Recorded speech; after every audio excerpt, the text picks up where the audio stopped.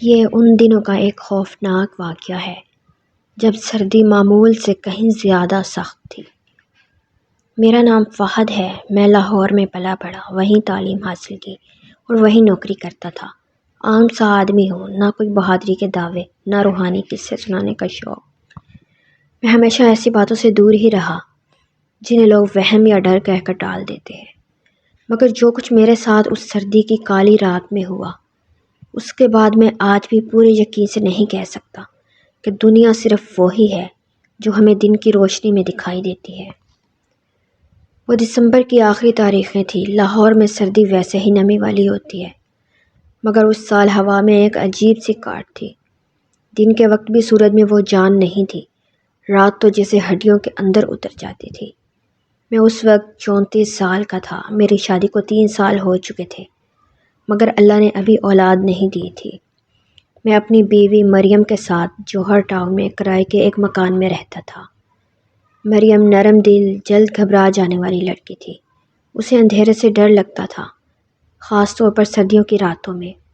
میں اکثر اس کا مذاق اڑاتا تھا، مگر دل ہی دل میں جانتا تھا کہ ہر ڈر بے وجہ نہیں ہوتا۔ بس کچھ چیزیں ہوتی ہیں جو انسان کو نظر نہیں آتی، مگر محسوس ضرور ہوتی ہیں۔ اس کہانی کی اصل شروعات اس فون کال سے ہوئی جو مجھے ایک پیر کی شام ملی۔ میرا ماموزاد بھائی عمران گجرانوالہ کے قریب ایک چھوٹے سے قصبے میں رہتا تھا۔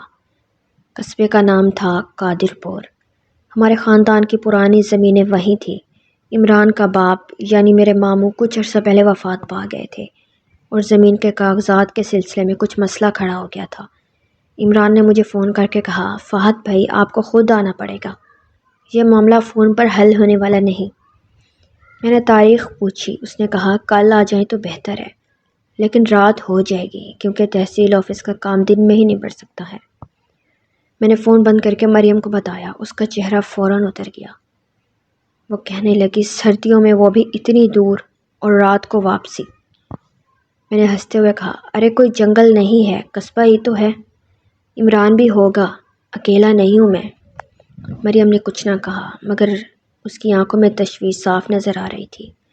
اس نے جاتے جاتے بس اتنا کہا، رات کو احتیاط سے گاڑی چلانا اور اگر دیر ہو جائے تو وہیں رک جانا۔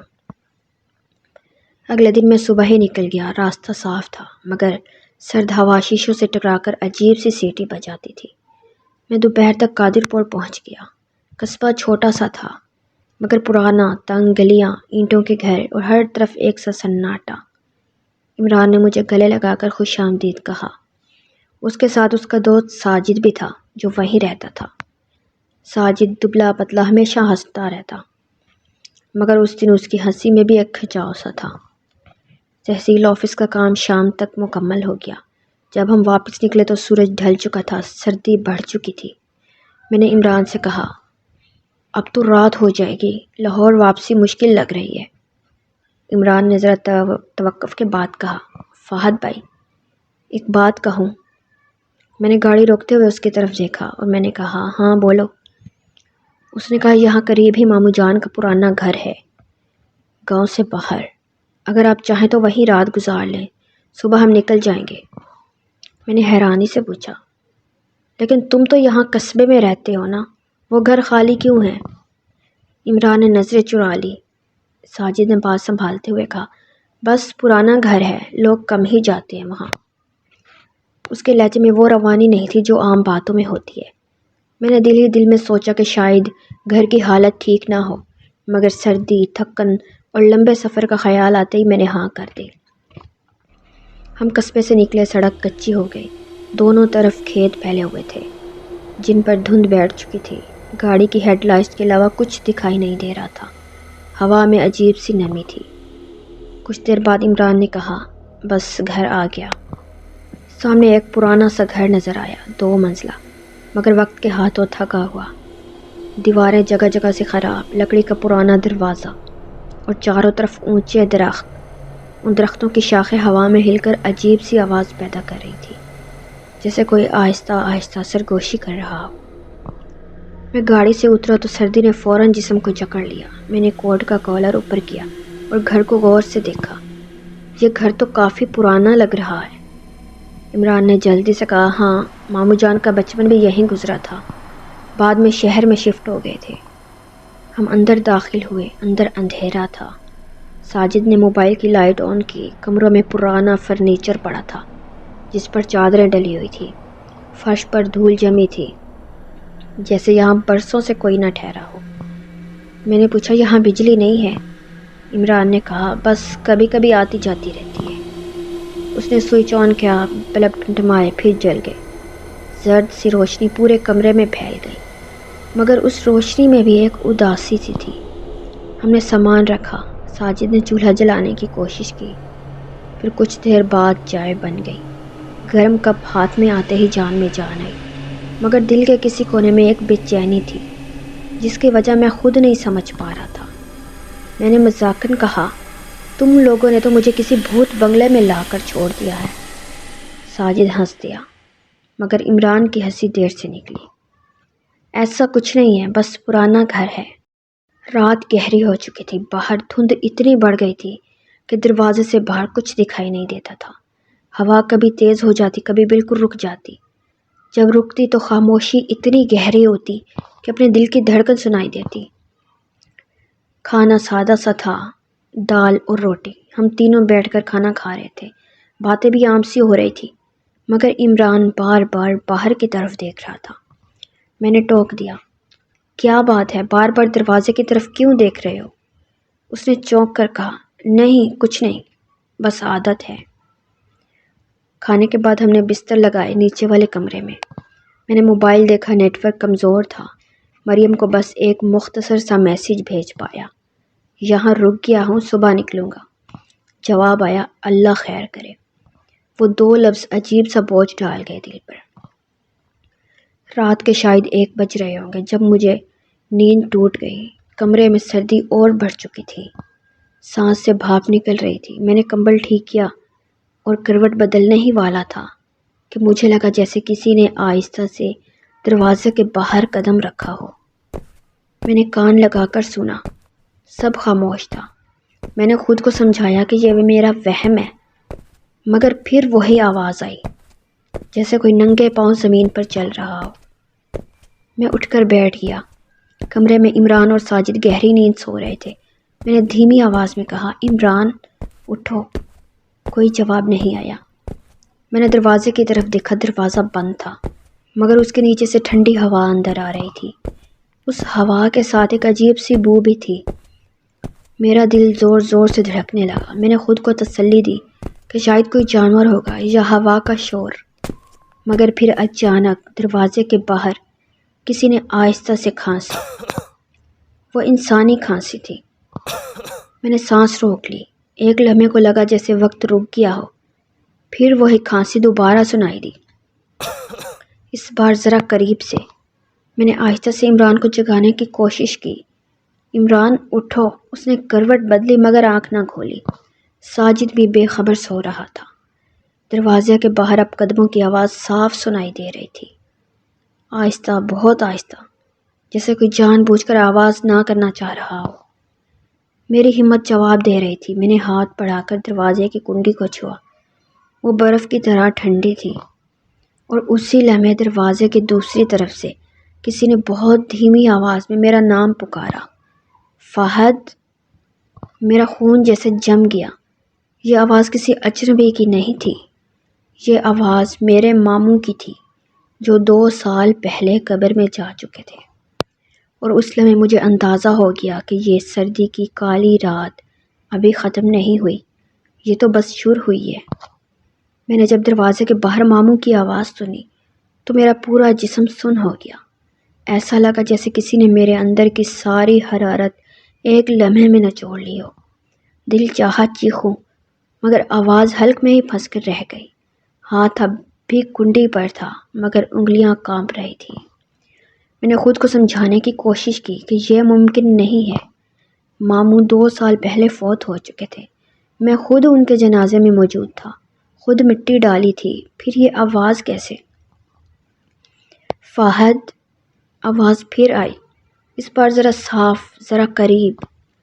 میں نے فوراً ہاتھ پیچھے کھینچ لیا اور کمبل اوڑھ کر پیچھے ہٹ گیا۔ دل اس زور سے دھڑک رہا تھا کہ مجھے لگا عمران اور ساجد جاگ جائیں گے، مگر وہ دونوں ایسے سوئے تھے جیسے کمرے میں اکیلا ہوں۔ میں نے کان لگا کر سنا۔ قدموں کی آواز اب رک چکی تھی۔ باہر مکمل خاموشی تھی، وہی بھاری دبا ہوا سناٹا جو کانوں پر بوجھ بن جائے۔ کچھ دیر بعد میں نے ہمت جمع کی اور عمران کو زور سے ہلایا۔ عمران، ابھی اٹھو۔ وہ گھبرا کر اٹھ بیٹھا۔ کیا ہوا فہد بھائی، خیریت تو ہے؟ میں نے آہستہ آواز میں کہا۔ دروازے کے باہر کوئی تھا اور اس نے میرا نام بھی لیا۔ عمران کا چہرہ ایک دم زرد پڑ گیا۔ اس نے بے ساختہ دروازے کی طرف دیکھا، پھر میری طرف۔ کیا بکواس کر رہے ہو؟ اس وقت کون آئے گا؟ ساجد بھی جاگ چکا تھا۔ میں نے دونوں کو ساری بات بتائی، ماموں کی آواز، کھانسی، قدموں کی آہٹ۔ ساجد نے ہنسنے کی کوشش کی مگر اس کی ہنسی کھوکھلی تھی۔ فہد بھائی، آپ نے کوئی خواب دیکھا ہوگا، یہاں ایسی باتیں نہ کیا کریں۔ میں نے تیز لہجے میں کہا، میں سو نہیں رہا تھا، میں پورے ہوش میں تھا۔ عمران خاموش بیٹھا رہا، اس کی نظریں زمین پر جمی ہوئی تھی۔ میں نے محسوس کیا کہ وہ کچھ چھپا رہا ہے۔ عمران، سچ سچ بتاؤ، اس گھر کے بارے میں کچھ تو ہے نا؟ کمرے میں خاموشی چھا گئی۔ باہر ہوا کے ساتھ درختوں کی شاخیں ٹکرائی جیسے کسی نے جان بوجھ کر آواز نکالی ہو۔ آخر کار عمران نے آہستہ سے کہا، فہد بھائی، ماموں جان کی موت یہاں ہی ہوئی تھی۔ کیا مطلب؟ تم نے کہا تھا وہ شہر میں تھے۔ عمران نے گہرا سانس لیا۔ شہر میں تھے مگر آخری دن وہ یہاں آئے تھے اکیلے۔ سردیوں کی ایسی ہی رات تھی۔ صبح ہم آئے تو وہ زندہ نہیں تھے۔ ساجد نے فوراً بات کاٹ دی۔ بس دل کا دورہ پڑا تھا اور کچھ نہیں۔ میں نے ساجد کی طرف دیکھا۔ پھر یہ سب کیا ہے؟ آوازیں اور میرا نام پکارنا۔ عمران نے نظریں چرا لی۔ ہم نے کبھی کسی کو یہ بات نہیں بتائی، لیکن ماموں جان مرتے وقت بہت پریشان تھے، بار بار کہتے تھے کہ کوئی انہیں بلا رہا ہے۔ میرا دماغ سن ہو چکا تھا۔ میں نے فیصلہ کیا کہ ابھی یہاں سے جائیں۔ میں نے کہا، ہم ابھی جا رہے ہیں، میں یہاں ایک لمحہ اور نہیں رکوں گا۔ ساجد نے گھڑی دیکھی۔ ابھی رات بہت ہے، دھند بھی ہے، سڑک نظر نہیں آئے گی۔ میں نے غصے میں کہا، میں یہاں مرنے نہیں آیا۔ ہم نے جلدی جلدی سامان سمیٹا۔ جیسے ہی میں نے دروازہ کھولا، ٹھنڈی ہوا کا ایک جھونکا اندر آیا۔ اس ہوا کے ساتھ وہی گیلی مٹی کی بو، مگر باہر کوئی نہیں تھا، بس اندھیرا، دھند اور خاموش کھیت۔ ہم گاڑی میں بیٹھ گئے۔ میں خود ڈرائیونگ سیٹ پر تھا، ہاتھ کانپ رہے تھے، مگر میں نے انجن سٹارٹ کر دیا۔ ہیڈ لائٹس جلی مگر روشنی دھند میں گم ہو گئی۔ گاڑی آہستہ آہستہ کچے راستے پر چلنے لگی۔ پیچھے وہ گھر دھند میں ڈوبتا جا رہا تھا، مگر مجھے ایسا لگا جیسے اس کی کھڑکی سے کوئی ہمیں دیکھ رہا ہے۔ ساجد نے پیچھے مڑ کر دیکھا۔ تمہیں کچھ نظر آ رہا ہے؟ میں نے آئینے میں دیکھا۔ ایک لمحے کو مجھے لگا جیسے سڑک کے کنارے کوئی کھڑا ہے، ایک لمبا سا سایہ۔ میں نے پلک جھپکی تو وہاں کچھ نہیں تھا۔ ہم ابھی چند سو میٹر ہی گئے تھے کہ اچانک گاڑی بند ہو گئی۔ یہ کیا ہوا؟ ساجد چلایا۔ میں نے دوبارہ سٹارٹ کرنے کی کوشش کی لیکن کچھ نہیں، خاموشی بس۔ ایسی خاموشی جس میں دل کی دھڑکن گونجنے لگے۔ اسی خاموشی میں ہمیں پیچھے سے کسی کے چلنے کی آواز سنائی دی، آہستہ، بہت آہستہ۔ عمران کی آواز کانپ رہی تھی، فہد بھائی، برائے مہربانی پیچھے مت دیکھنا۔ مگر انسان کی فطرت ہے نا۔ میں نے دیکھ لیا۔ ہیڈ لائٹس کی مدھم روشنی میں سڑک کے بیچوں بیچ ایک بوڑھا آدمی کھڑا تھا، سفید کپڑے، جھکی ہوئی کمر اور وہی چہرہ جو میں نے ماموں کی میت میں دیکھا تھا۔ وہ مسکرا رہا تھا اور کہہ رہا تھا، فہد، تم تو چلے جا رہے ہو۔ ساجد نے چیخ ماری۔ عمران نے آنکھیں بند کر لی۔ میرے ہاتھ سٹیئرنگ پر جم گئے۔ میں نے ہمت کر کے کہا، آپ یہاں نہیں ہو سکتے۔ وہ آہستہ آہستہ ہماری طرف بڑھا۔ اس کے قدم زمین کو چھو رہے تھے مگر آواز نہیں آ رہی تھی۔ میں نے تمہیں بلایا تھا، تم آئے، مگر تم نے سنا نہیں۔ میرا دماغ چیخ رہا تھا کہ گاڑی سے باہر بھاگوں، مگر جسم نے میرا ساتھ چھوڑ دیا۔ اچانک اس نے اپنا ہاتھ اٹھایا وہ ہاتھ انسانی نہیں لگ رہا تھا، انگلیاں غیر فطری حد تک لمبی تھیں۔ اسی لمحے گاڑی خود بخود سٹارٹ ہو گئی۔ گاڑی جھٹکے سے آگے بڑھی۔ ہم اس سائے کے بیچ سے گزر گئے۔ مجھے لگا جیسے کسی نے گاڑی کے اندر سے ٹھنڈی ہوا سے پھونک دی ہو۔ پیچھے دیکھا تو سڑک خالی تھی، جیسے کچھ ہوا ہی نہ ہو۔ ہم بغیر رکے قصبے کی طرف ہم نے گاڑی دوڑا دی۔ جب روشنیوں والا علاقہ آیا تب جا کر سانس میں سانس آئی۔ ساجد رونے کے قریب تھا، عمران کا چہرہ پسینے سے بھیگا ہوا تھا۔ قصبے میں ایک پرانے ہوٹل پر ہم رکے۔ فجر کا وقت قریب تھا۔ میں نے فوراً مریم کو فون کیا، آواز سنتے ہی آنکھیں بھیگ گئیں۔ میں ٹھیک ہوں، بس صبح آ رہا ہوں۔